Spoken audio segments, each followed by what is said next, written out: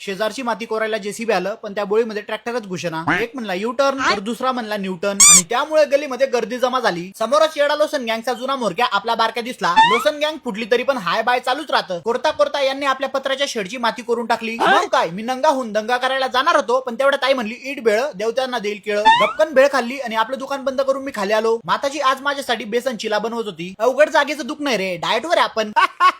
बनवला तर होता चिला, पण मला भेटला झिलमिला. डायरेक्ट बुर्जी झाली त्याची. आपल्याला काय भेटले काय अशी असावे सादर आणि वडून घ्यावे बरं बरं. पण दुसऱ्या अटेम्प्ट मध्ये माताजींच्या अंगातली सुगरण जागी झाली आणि दुनिया गोल नसल एवढा गोल चिला बनवला आईनं. जाऊ द्या, कपडे गिपडे चेंज करून भला मोठा कापड घेऊन नाना आणि मी निघालोय मंडप टाकायला. नाही रे बाबा, डार्लिंगचं कवर येते. मग आधी डार्लिंगला झाकलं आणि दाजी आल्यामुळे त्यांची पण गाडी समोरच लावली, कारण आम्ही निघालोय बोंबलत फिरायला. रिकामचोट आहे ना आम्ही.